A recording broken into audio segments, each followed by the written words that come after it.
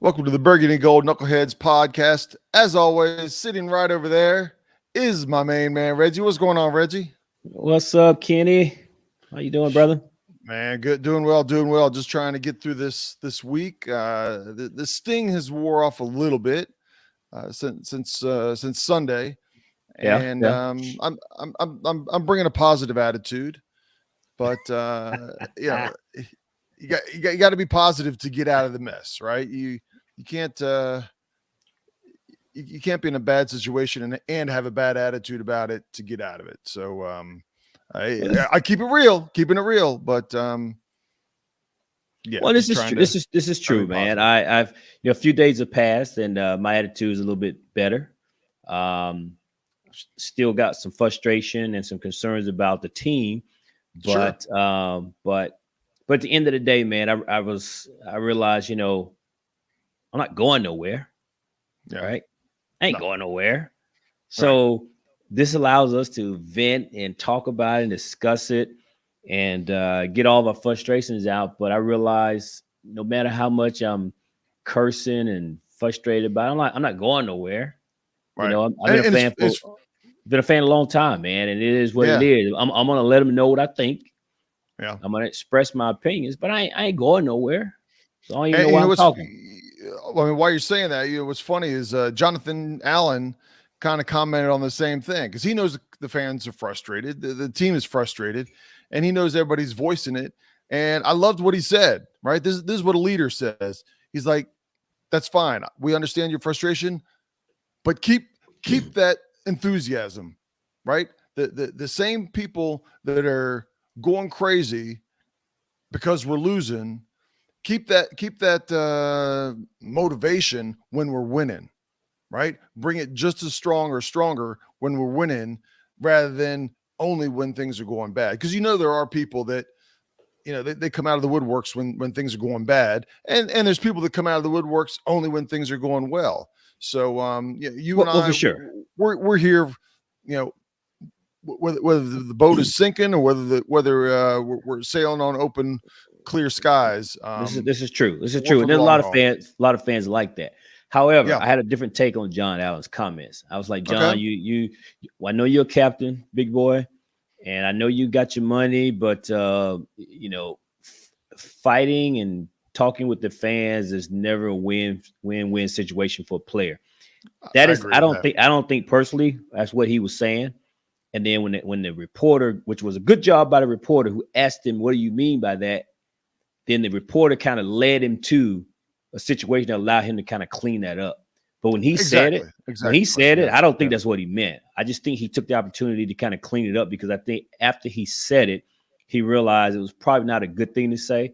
But I mean, come on, man. You've been there for 4 or 5 years and fans have been rooting for this team. And just because you want to tell us to kind of bring the same energy, listen, homeboy, we've been bringing the energy for years. Yeah. And I would say the same thing to Ron Rivera. You trying to preach patience and tell us how to fan. I mean, don't tell us how to fan, big boy. Right, I mean, listen. I understand. Yeah. I understand. There are people jumping off the bandwagon, and there were people who would jump back on the bandwagon when they turn it around. But to try to tell people, not to be frustrated and give y'all a chance. I mean, we hear the same rhetoric year in and year out. In fact, what they saying now, it's some of the same stuff we heard last year in week 6, in week 7, in week 8. It's on us. We got to do better. We got to play better. We got to count on each other. We got to communicate. It's all the same mess we heard last year. We're hearing now through the first 4 weeks of the season. And then you're going to tell us, I want that same minute, bring that same minute. And I was like, come on, man. You're not going to win this battle. You're not going to win this battle, John. I mean, the reality is, it hurts me to say this, but we've been suffering to some degree like we are right now since Jonathan Allen's been born. Yeah. Right. Yeah. I mean, for him, it's 5 years, right? Exactly. He didn't suffer when he was in Alabama. Right. I don't know if he suffered when he was in high school or not, but when Probably he was in not. Alabama, he wasn't suffering. Right. Right. And you're going to tell us this is suffering. Right. His fans, he didn't deal with angry fans at Alabama. I'm sure he didn't deal with angry fans in high school, right? Right. So to that point, man, you're gonna come in here and and you finally get your big paycheck, which, hey, I'm happy for you. Yeah, absolutely. But just because you get your money, man, you don't now have a pass to tell us bring the same energy. And listen, I wasn't mad at him, but I was like, homeboy, that's almost like a subject you don't want to touch. Right. When he did put a good spin on it. Yeah. When the reporter at the end, because the reporter asked him, and so the thing is, to John Allen and everybody on that team, when the reporter asks you about fans, you say, hey man, the fans have a right to be upset and they have to be frustration. And we, like Ron said, we haven't given them a reason to come back to the stadium, and we need to work on that. That should be the basic answer, and keep it moving, homeboy. Yeah. Keep it moving. Well, before we're here to talk. That's no problem talking about that, but we're here to talk about the pregame for the Tennessee Titans coming up this coming week, which would be week 5. And we have a quick follow-up short week because we play Thursday night after that against Chicago. The Bears. Chicago. But just a couple things. Normally we're 99% Washington Commanders, but I came across a few things today that I just kind of wanted to throw out there. A little, I don't know if you want to call it trivia nuggets or just kind of surprises. Tom Brady and the Bucks have lost 2 in a row, right? Okay. They won their first 2 games. They lost their last 2 games. So technically, they're playing Atlanta, but he could lose his 3rd game in a row. And Tom, I don't think they'll lose, right? But how many times do you think Tom Brady, as a starting quarterback, has lost 3 times in a row since he started in 2001? So we're talking 21 years. I'm willing to say almost never. He may have won 1 or back-to-back, but I don't think he probably ever lost 3 games. One time in 21 years has he lost 3 games in a row. That's just kind of mind-blowing. Yeah, he's been on some good teams, great quarterback, but just kind of a head-scratcher. The other one, since 1970, there's only one team that has every team except for one has been a 14-point or more underdog.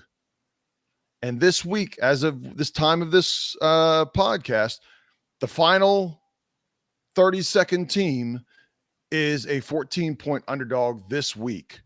You care to take a guess of who that team is? So what is that? 30, 40, 51 years, 52 years? The team is a 14-point underdog? It's the first time this team since 1970, and the last and only team that has been a 14 or more point underdog. All right. I like this good trivia, but I have no idea. However, yes. Give me a hint. AFC or NFC? AFC. It's AFC team. Oh man. Which division? Come on, man. At this point, I don't know. So I don't want to bore the fans, but I still want to narrow it down. So narrow it down. Give me one of 2 conferences. Give me one west. I'll say, I'm sorry, east of the Mississippi. If I was looking at the schedule, I could probably figure it out. I'm just going to go on a whim and say the Browns. You don't think the Browns have been 14-point underdogs and they're horrible teams in the last? I told you, man. Years? I'm just throwing it out there. Right. Maybe the Steelers, the Pittsburgh Steelers. Yes, the Steelers. Yeah, this is the first time. The closest they came was when they were 13.5-point underdogs to the Dallas Cowboys in the Super Bowl itself. So who are they playing this week? The Buffalo Bills. The Bills, not the Ravens. Who the Ravens play? I think it's the Bills. Okay. But, all right, that's fair. Yeah, that's fair. Yeah. That's kind of a surprise, right? The last team in 50 years, everybody else has been a 14 or more point underdog other than them. Okay. One last thing, and this is Commanders wise, not nearly as crazy as those. We're in week 5. You realize this weekend will be the first time we're wearing our burgundy jerseys? I do know that. Kind of a surprise. We've gone. It is a little bit surprising, but I heard Ron speak on it a few weeks ago, and he made some mention that the reason was the first few games of the season, especially the home games, we're playing in the heat, and he didn't want to wear the darker jerseys to give our players a chance. Supposedly, that's the thing. But what I found interesting, though, that they're going with the burgundy jersey, white pants, which I have no problem with the combination, as opposed to they didn't go all burgundy. Right. I thought they'd go all burgundy before they started switching it up. But yeah, they're going with the burgundy jersey. So yeah, I was aware of that. Yeah, like I said, that's not necessarily a trivia thing. Just kind of a little bit of a surprise that it takes 4 or 5 weeks to get to your what I would call your true home jersey, your burgundy jersey for Washington. Agreed. But that's all the trivia I got. Kind of just some nuggets out there. You can talk to those and see how many people in your office know that. Yeah. So a bit of good news today that we got this week, I should say, and that's Brian Robinson. Man, my man B-Rock, full recovery, back at practice today. That's a good story right there. It is a good story. So we're going to get him back in the fold this week. Potentially he's going to play. Based all arrows are pointing to him being able to play and making his season debut. I'm actually glad that it's a home game. Right? We talked about this earlier, is that whenever he comes back, I think the fans are going to be ecstatic, and I think I hope they really show the support to him in the game. And I'm hoping to provide a little bit of juice for the players. I mean, they apparently love the kid, and was very happy to have him back at practice and all those good things. So I'm hoping that his presence on the field will not only give the team a spark, but be a good showing offensively for the team. Yeah. I mean, if he's able to run like he was in the preseason games, man, he's a welcome sight. You know, Washington has done okay running the ball so far this year. They haven't been great, but they've been okay at running the ball. But I think him in there, I think we would have more. We've also been out of some games, right? So Absolutely. we've had to just try to throw ourselves back into games, right? And that's going to take away from the run game as well, right? Yeah. But this week we're playing Tennessee Titans. They are 2-2. They've had out of the 4 games, they've been close in all 3 of them, even their 2 losses. They lost to the Giants 21-20. They got blown away from Buffalo, and then they beat the Raiders and the Colts, both in close games. Now, you could say at this point of the season, Raiders and Colts, not that great of a team. I'm not saying Washington's not a great team, obviously, at this point, but even at 2-2, they're right there with us. There's as we go through this podcast, you'll for different numbers in different situations, they are very much that's right here in Texas, Washington, Texas. But they're right there with Washington in a lot of categories. They're a notch ahead or a notch below. They're not very good, Ken. And pretty much all stats. They're not very good. Well, no, like I said, at 2-2, they're better than us record-wise, but they didn't beat any great teams. Yeah, I looked at their rankings as well, and they're a game ahead of us by record-wise, but statistically, brother, they're not. They're not very good. Right, they're not very good. So we have a chance, man. I absolutely. But we'll save that for later. But we have a chance. Yeah. We have a chance against these guys. Right. And like I said, I think I said before, coming in here, being a little bit more positive. Our last podcast was just a couple of hours after the loss. Reggie and I were at the game. It was raw. It was raw. Yeah, it was bad. You don't know how much chirping we heard in our ears from everybody around us. And that one guy in particular, we had to shut him down because he was just getting a You know who we were talking about? Wait, you talking about the guy behind us or the guy that showed up no, in the fourth quarter? More so the guy that showed up with like 6 minutes left in the fourth quarter, waving a flag and dancing around like almost in our face. With the music going and everything else. We shut that down. And tell y'all it was so bad that we shut it down that a couple Cowboy fans around us, it was even like, get this guy out of here. Yeah. Because he showed up, right? You can't show up when the game is over and start gyrating and it wasn't even a seat. And then he was twirling the towel around like he was a freaking pole dancer or something like that. Dude, get out of here, man. I think we talked so bad about the guy. I think he regretted the fact that he came down and did that. Absolutely. Absolutely. I think even his friends were kind of laughing at him going, damn, dude, you shouldn't have gone down there, man. I think he was embarrassed. He's like, yes. That was a bad idea. Exactly. Yeah, so we dogged him out pretty good. Like if he had shown up in the first quarter, even at halftime, maybe. But come on, man, you can't come up in the fourth quarter, right? Kind of showboating and waving that stupid towel around. Like, get out of here, man. Yeah. We clowned it, straight clowned it. But I will say one of the things that I look at the Dallas game, and if I take a positive thing from the Dallas game that I think will work well against the Titans is our run game, right? We carried the ball 26 times for 137 yards. That's just by our running backs, for a 5.3 average. Okay. I think Dallas is a better defense than the Titans. So again, it doesn't mean we're going to do better than that, but there's definitely an opportunity to run there. And as we know, even in the games where we've struggled, our offensive line has done a lot better job blocking for the run than blocking for the pass. The pass blocking has been where we've struggled. So definitely a positive aspect going into this weekend's game.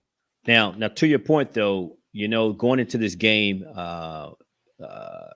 Cosme, a right tackle, had hand surgery and is going to miss a few games. Yes. So once again, we will have another guy. I think we're on our third center.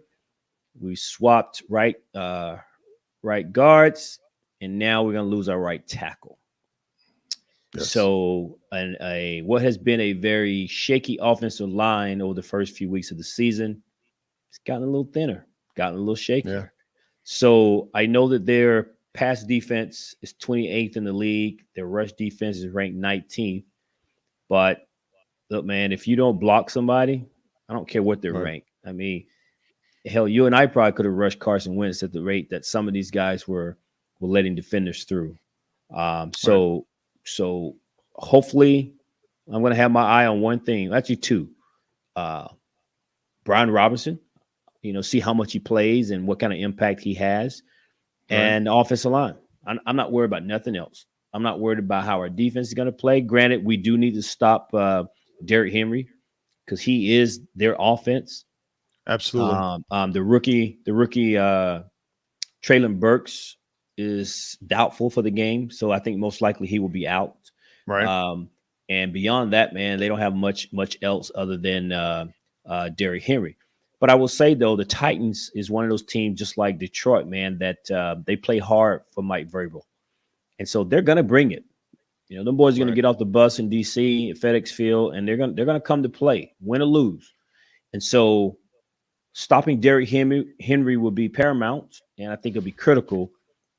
But I'm going to have my eyes on Brian Robinson and whether or not our offensive line, because if our offensive line blocks a little bit, right, I think we win the game, Ken.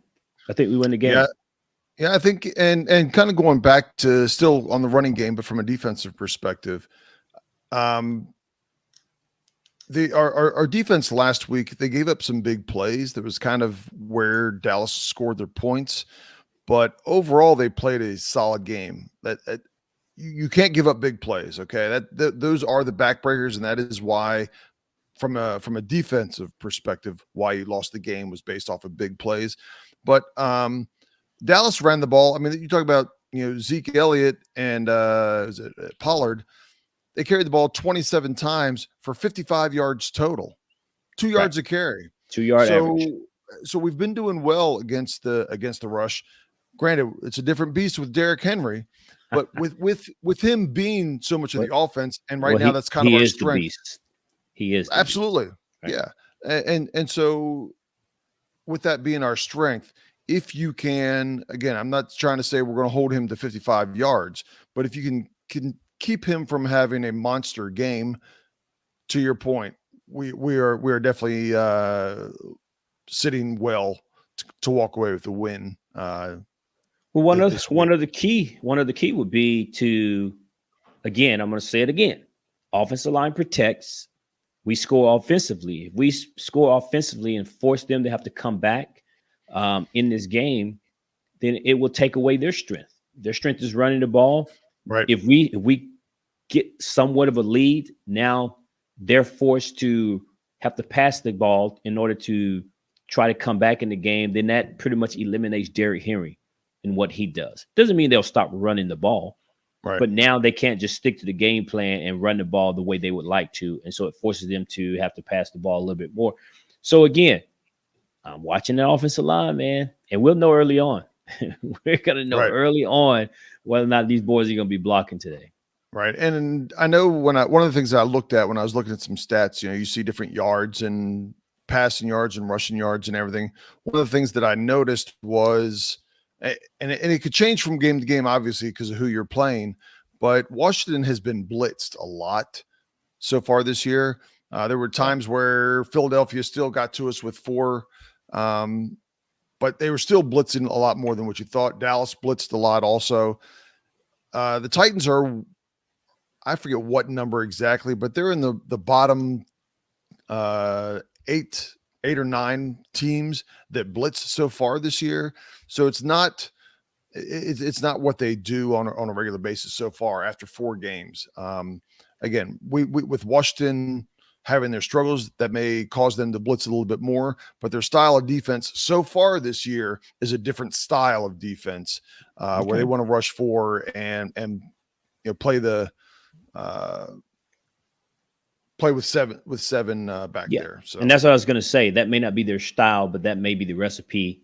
They may see that as a path to victory this week against us, and they may design a little bit more blitzing scheme, or they're certainly going to try to bring the pressure and see whether or not we can stop it. So we have to just show them, hey man, we can stop this and give Carson Wentz time. And Carson's got to do his job, right? And the whole team, right? We've talked about this. I know I've put more pressure and more blame on Carson, but that's not without saying that Turner needs to call a good game. The receivers need to recognize when they're bringing the blitz and cut your routes to be the hot receiver on the shorter routes, because that Wentz isn't going to have the time, and the offensive line just has to do better. I don't care if they rush 3, 4, 5, 6. You got to give Wentz that extra half a second to read and see who's open to make that decision to make the pass. Yeah, and so many times I saw online on social media, they're showing that people aren't blocking, missing assignments. They said Logan Thomas had a terrible game blocking, missing assignments. I mean, I saw a clip where we had 2 tight ends on one side, Ken, Bates and Thomas, and they both missed. I think it was Micah Parsons. He just ran right through the hole. Just ran right through him because they just missed the blocks, and he just darted right through there. And by the time I think Bates was out in the pattern to try to be a target for Carson, but by that time he was rushing back, falling back, trying to throw the ball, and just overthrew him because he didn't have time to throw the ball.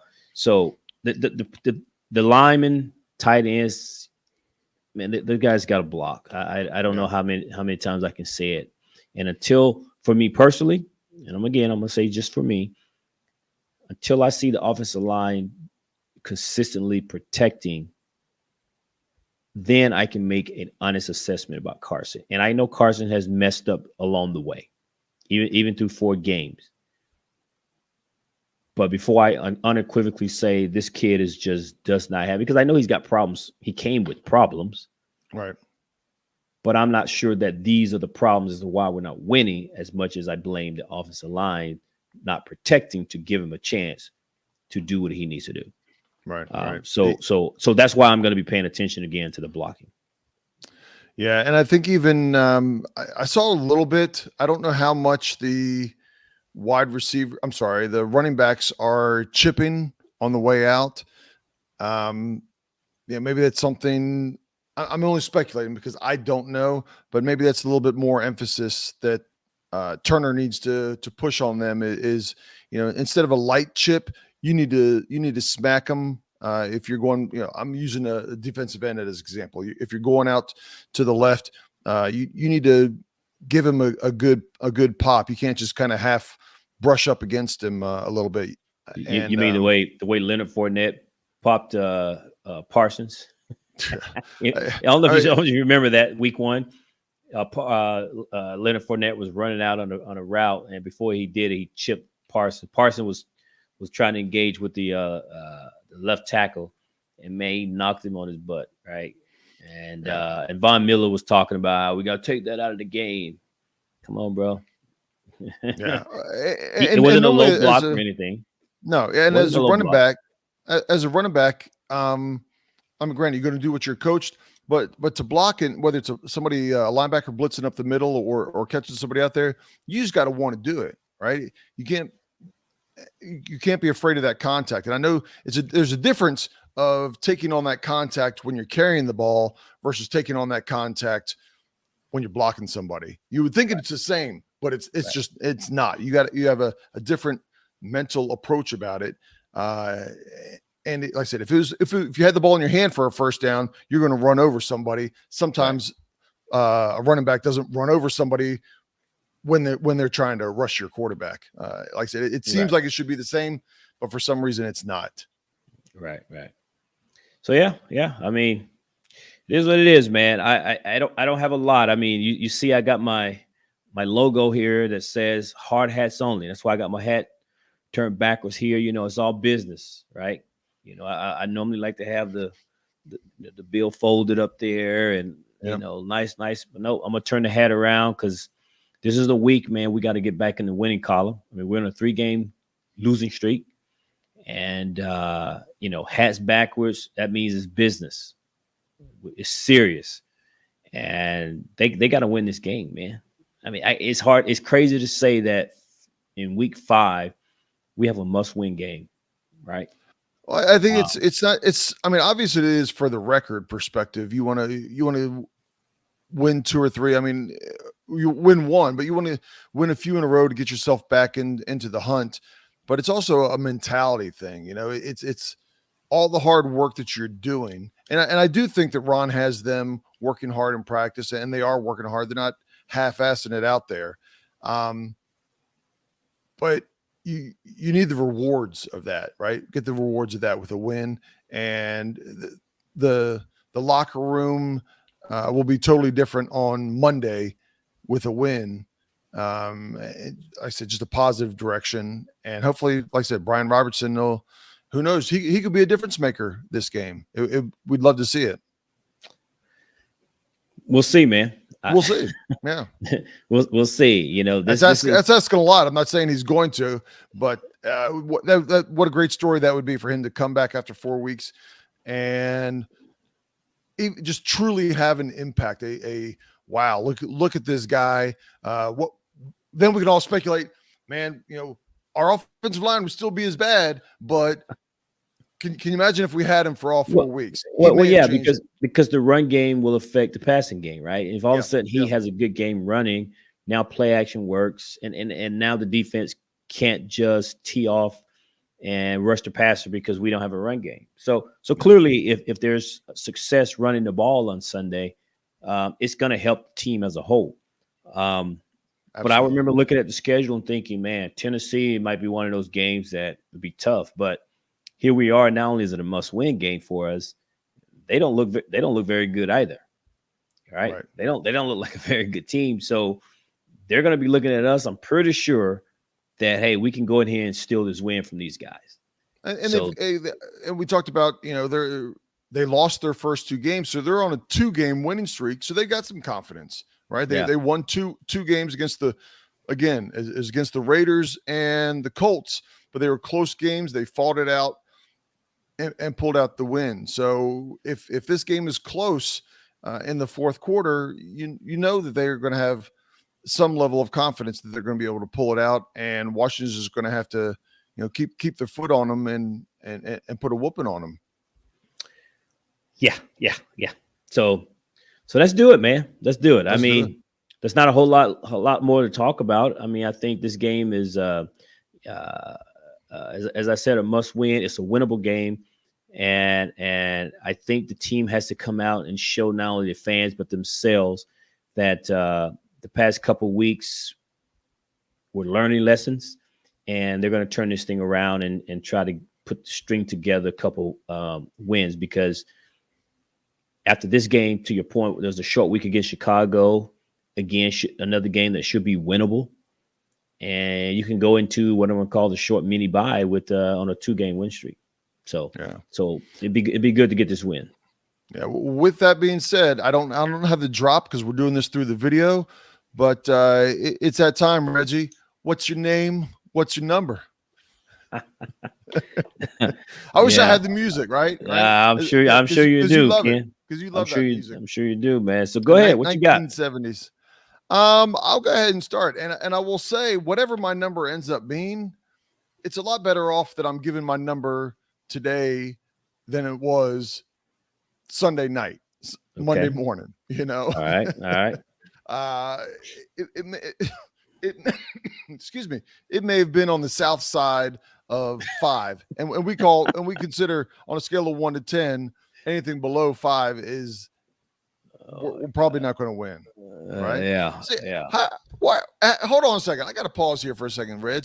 How come every time I say something, you're always with a oh God, as I'm trying to lay out where I stood with my number, but you go on these tirades of where your number is, and I don't say nothing. I just sit there and let you because in the first few weeks my number was pretty confident. You've been very, very skeptical from the jump.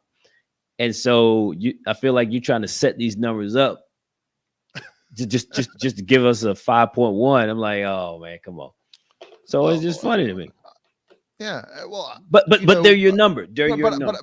But I've been, my wins was 8 and 9 for the year, to where yours is 10, right? So your confidence before we even started the season was higher. But with that being said, I don't even need a drum roll. We'll just lay it on out there. With all that being said, my number is at a 6 right now. A 6 against the Titans, huh? A 6 against the Titans. Why so low?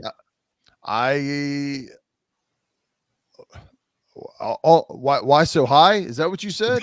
I said, why so low? Have you seen why so high? Have you seen the last 3 games?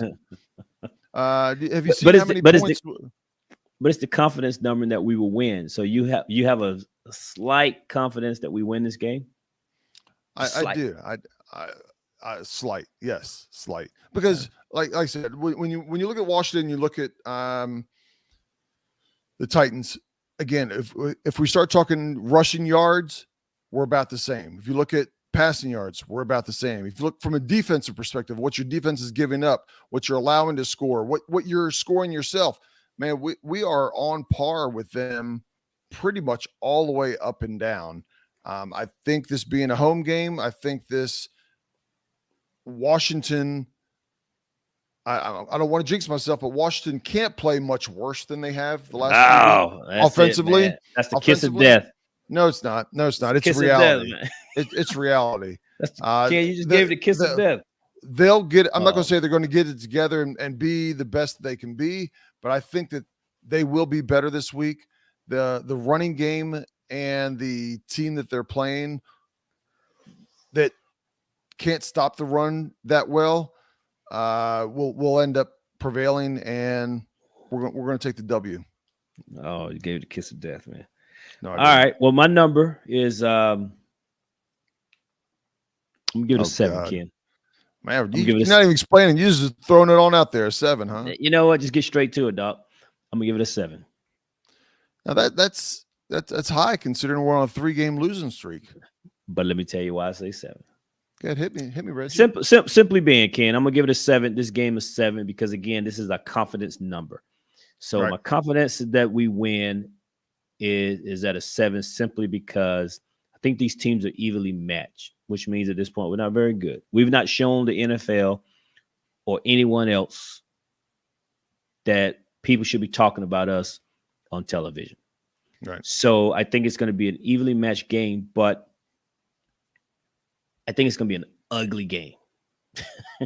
And at the end of the day, I think we win. To me, it wouldn't surprise me if this is a 16-13 type game and we win the game. I still think we win the game, but I think it's going to be an ugly game. In other words, if we were playing anybody else, we probably don't win this game. But because it's the Titans, I think we win.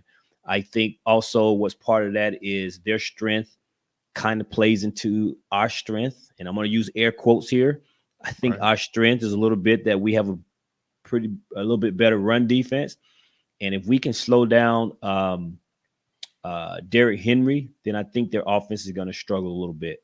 So I'm banking on the fact that we're going to slow Derrick Henry down. That's going to give us a chance or more opportunities for our offense. And to your point, our offensive line can't be any worse, right? This is going to be the week they're going to start blocking, right? I mean, please, somebody tell me this is where our offensive line is going to get it together and they're going to start blocking somebody. They've had 3 weeks to look at film, and John Masco, whatever his name is going to get these guys to play better. This is the week, right? Yeah, and it's one of these things that So with that being the case, with that being the case, I'm giving us the win, right? But I think it's going to be an ugly game. This is going to be one of those games that only the fans of the teams can watch because it's going to be ugly. Right. But we win the game. And at the end of the day, that's all that matters. We're going to go from 1-3 to 2-3, and we're going to feel good about ourselves heading into a short week against Chicago. That's my prediction, buddy. Yeah. And going back to the Dallas game, and I think it was also the Detroit game, our penalties, we can't hurt ourselves. Man, it seemed like against Dallas, granted, we had more than normal penalties, but every single one of them was just at the worst time. So if we can control our penalties, along with everything else that we said, I think we're going to be in good shape here. Yeah. Agreed.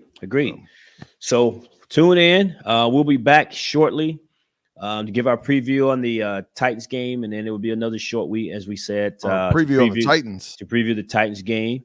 We'll have a special guest, not the Titans, to preview the Bears game. And we will be having a special guest with us on that episode because we're going to be bringing back the one and only Miss Jennifer Leno.